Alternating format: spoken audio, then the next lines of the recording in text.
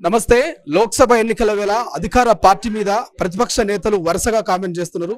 ఇప్పటికే మాజీ మంత్రి కేటీఆర్, మాజీ మంత్రి హరీష్ రావు గారు ఇక సవాల్ విసురుతున్నారు. సవాల్ను స్వీకరిస్తామంటూ కూడా కాంగ్రెస్ నాయకులు చెప్తున్నటువంటి సిచ్యువేషన్. సో ప్రస్తుతం మనతో పాటు గాంధీభవన్ లో రామ్మోహన్ రెడ్డి గారు ఉన్నారు, పరిగి కాంగ్రెస్ పార్టీ ఎమ్మెల్యే. రామ్మోహన్ రెడ్డి గారు, నిజంగా హరీష్ రావు గారు సవాలైనా కేటీఆర్ గారు సవాలైనా స్వీకరిస్తారా మీరు? హరీష్ రావు సవాలైనా కేటీఆర్ సవాలైనా స్వీకరించడానికి సిద్ధంగా ఉన్నాం.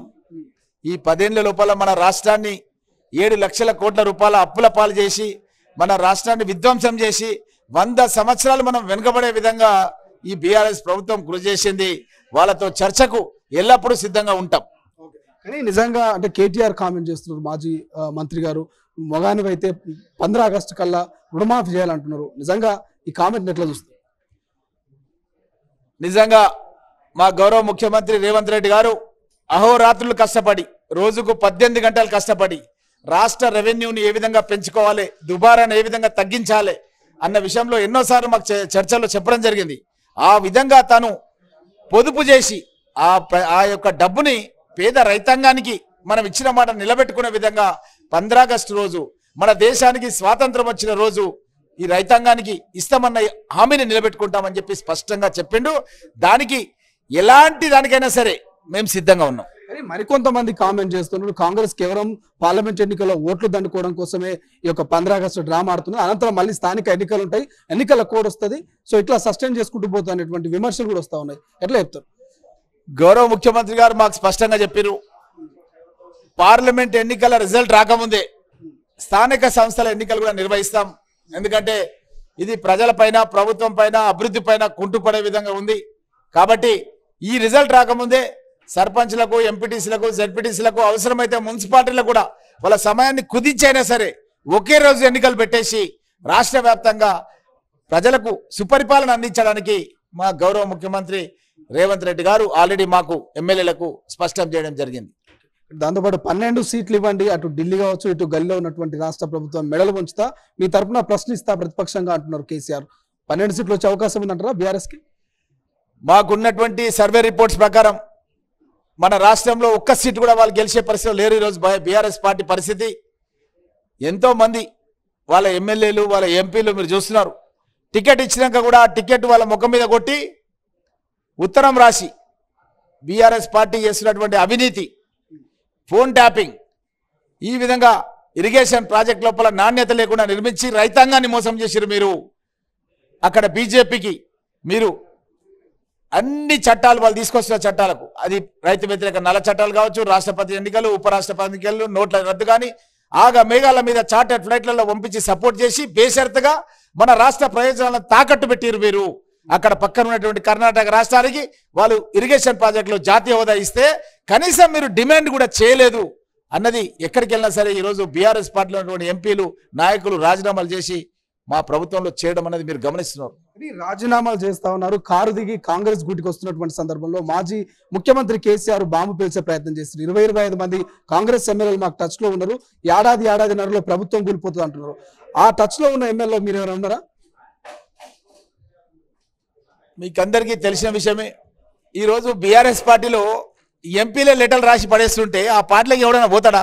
అది మునిగిపోయే ఒక పడవ లాంటిది. అది అందులో ఎవరు కూడా పోయే పరిస్థితి లేదు. అది కొన్ని రోజులు అయితే ఆ దుకాణమే బంద్ అయిపోతుంది. ఆల్రెడీ వాళ్ళు మహారాష్ట్రకు పోయి దుకాణం పెట్టి బంద్ అయిపోయింది.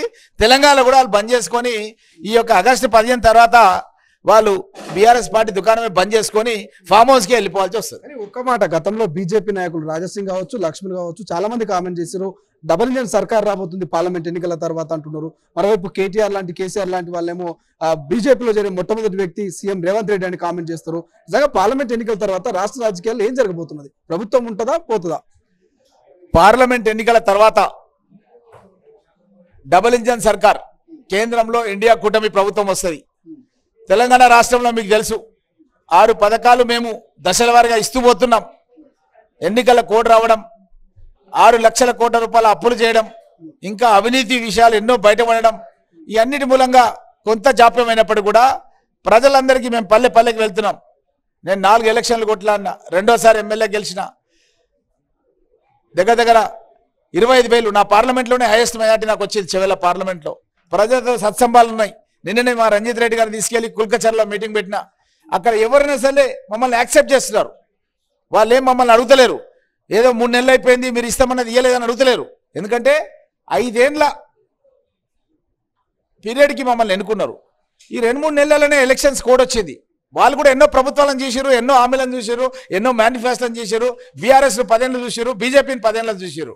మేము చేసిన అభివృద్ధి ఏందన్నా చూసారు. మా పార్లమెంట్లో చెవెళ్ళ పార్లమెంట్లోనే ఔటర్ రింగ్ రోడ్ నిర్మాణం మేము పోతున్నామంటే అదే చూస్తాం. ఇంటర్నేషనల్ ఎయిర్పోర్ట్ సోనియా గాంధీ గారు వచ్చి ఇనాగ్రేట్ చేసారు, నేను ఉన్నా రోజు ప్రోగ్రాంలో. మా శంకర్పల్లికి పక్కనే ఐఐటి హైదరాబాద్ కంది సంగారెడ్డి దగ్గర, అది కూడా సోనియా గాంధీ గారి ఫౌండేషన్ చేసింది, నేనున్నా. సో హైదరాబాద్ చుట్టూ అభివృద్ధి చేసిందంటే కాంగ్రెస్ ప్రభుత్వం చేసింది. బీజేపీ వాళ్ళు ఏదైనా ఒకటి చేస్తే ఒకటి చెప్పమని చెప్పాలి.